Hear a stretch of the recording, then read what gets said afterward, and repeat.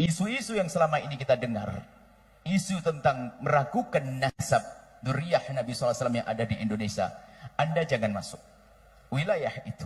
Itu akan merusak hubungan hati Anda kepada sesama kaum muslimin. Sudahlah, Anda tidak usah ikut membahas masalah ini. Tidak usah ikut-ikutan. Karena apa?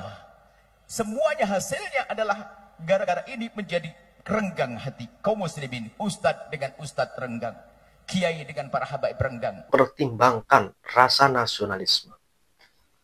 Dalam melihat situasi seperti ini, harus mempertimbangkan rasa nasionalisme. Assalamualaikum warahmatullahi wabarakatuh. Alhamdulillah, kita berjumpa lagi di channel Jaga 7. Saudara sebangsa setanah air yang dirahmati Allah Subhanahu wa Ta'ala, buntut dari perdebatan di kantor Rabithah Alawiyyin, gugatan para habib dan kemudian didiskusikan sendiri oleh mereka, itu ternyata tidak membuahkan hasil yang signifikan dalam meredam daripada perbedaan pendapat di Indonesia. Pro kontra masih terjadi, bahkan malah justru semakin banyak antara yang pro dan juga yang kontra. Mungkin yang kontra itu sedikit ya, lebih banyak yang pro. Pro kepada siapa? Kiai Haji Imaduddin. Kenapa saya katakan seperti itu? Karena dalam hal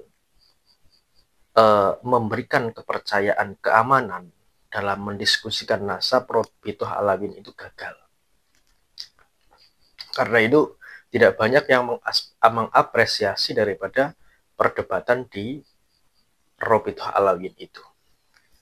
Nah, dari buntut panjang itu muncullah berbagai perspektif tentunya dalam menyikapi hal ini. Ulama pun juga memunculkan perspektif. Ada ulama yang pro kepada Kiai Haji Imaduddin dan juga ada ulama yang kontra terhadap Kiai Haji Imaduddin.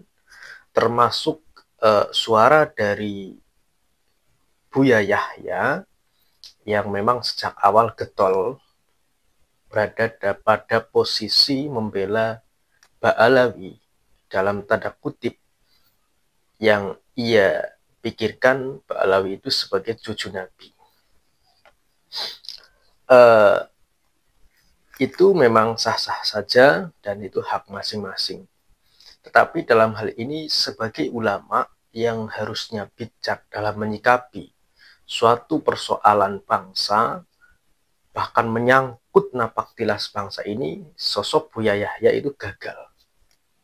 Tetap Buya Yahya mendukung, membackup daripada Ba'alawi yang nasabnya terputus secara ilmiah.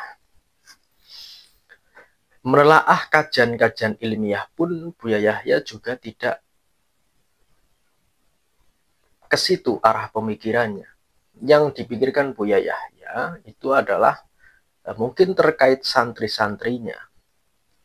Kalau santri-santrinya berasal mungkin 80% dari kalangan habaib atau kalangan imigran Yaman, mungkin Buya Yahya mendukung Kiai Haji Imaduddin akan dipikir secara mendalam, akan dipikir-pikir lagi ketika akan mendukung Kiai Haji Imaduddin.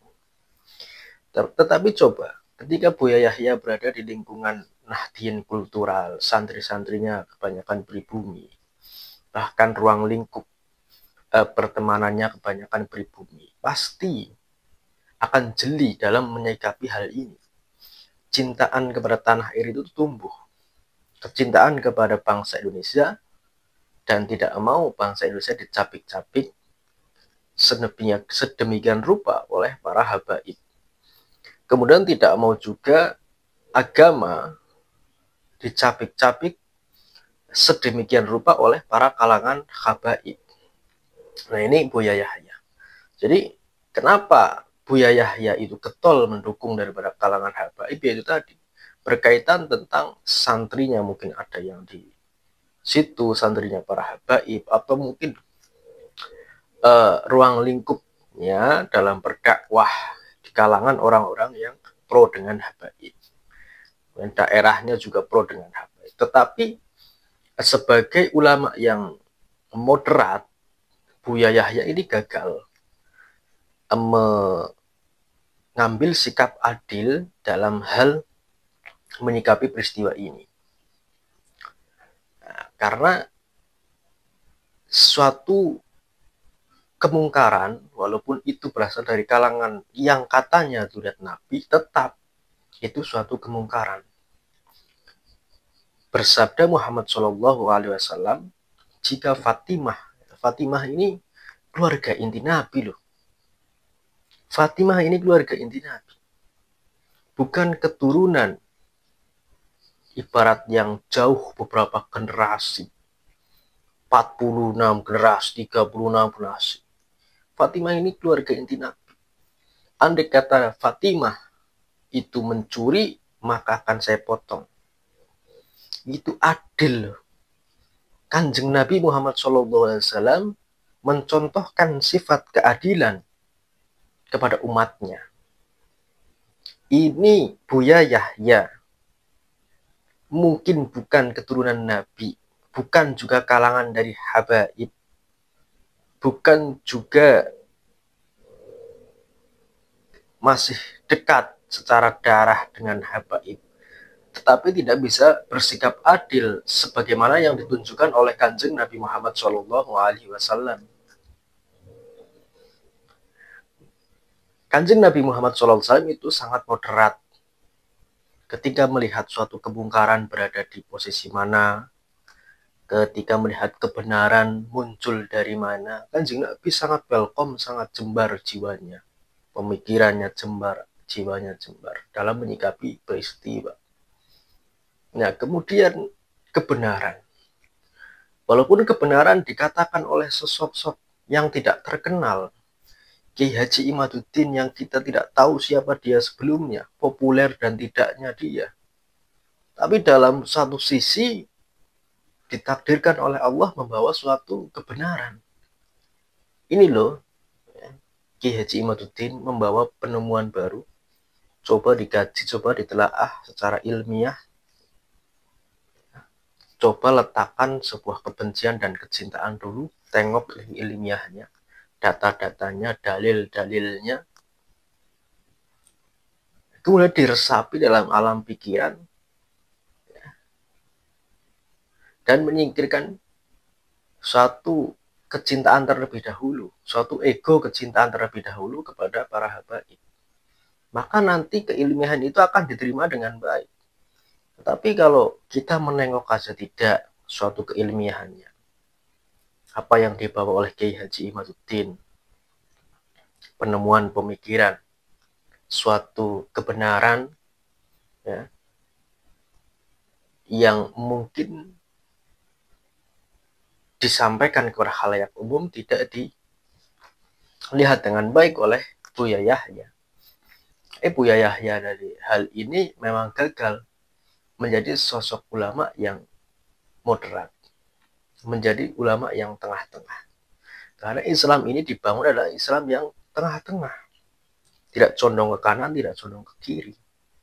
Nah, Buya Yahya ini dengan egoisme dalam kecintaannya yang buta itu, sehingga keilmiahan dan pemikiran-pemikiran pun tidak bisa masuk.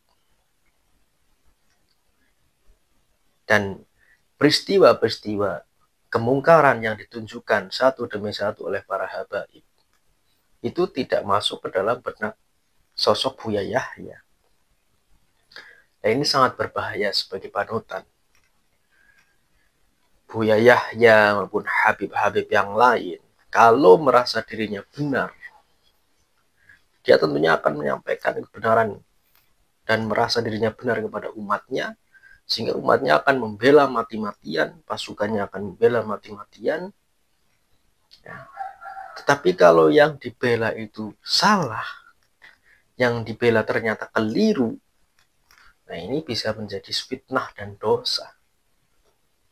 Ya, teman-teman sebangsa setanah air, dalam hal ini Buya Yahya gagal menyikapi daripada polemik serta peristiwa dan data-data fenomena-fenomena yang ada terkait kekeliruan perilaku daripada oknum-oknum habaib.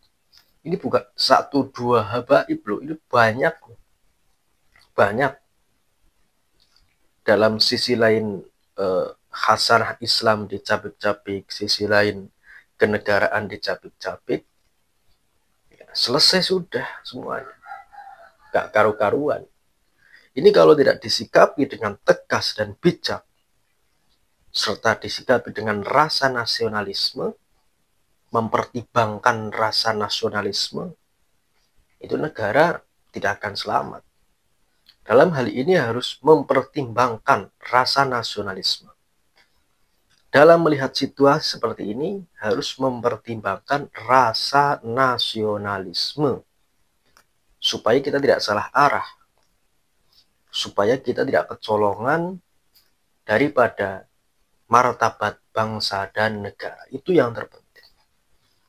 Kalau negara sudah carut-marut, nggak karu-karuan, negara sudah tidak terkendali, kerusakan di mana-mana termasuk bidang sejarah, tinggal saja kehancurannya, kan seperti itu.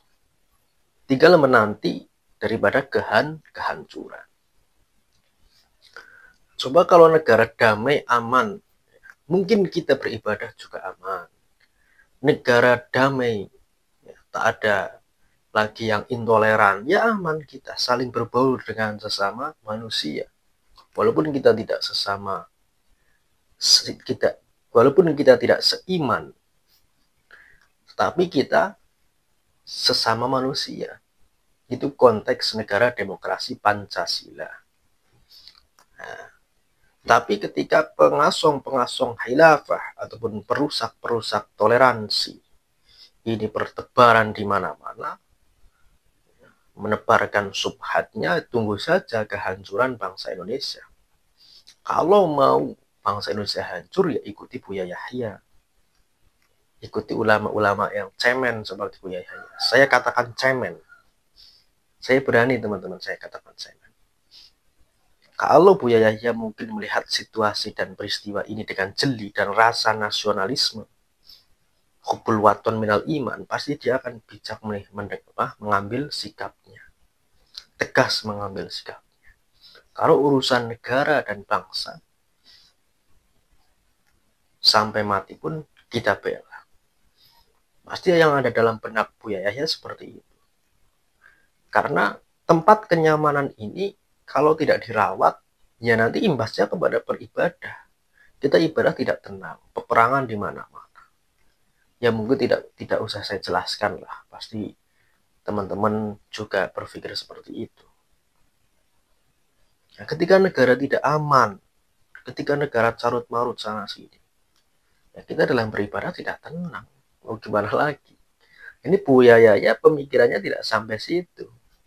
Buya Yahya tidak melihat impact dan efek daripada kecarut-marutan yang dilontarkan oleh para habaib dalam dunia Islam dan dalam dunia kenegaraan.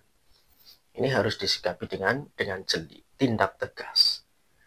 Kanjeng Nabi saja kepada Fatimah ketika Fatimah Zahra mencuri akan saya potong tangannya. Lah ini yang belum terverifikasi keturunan Kanjeng Nabi secara ilmiah terputus.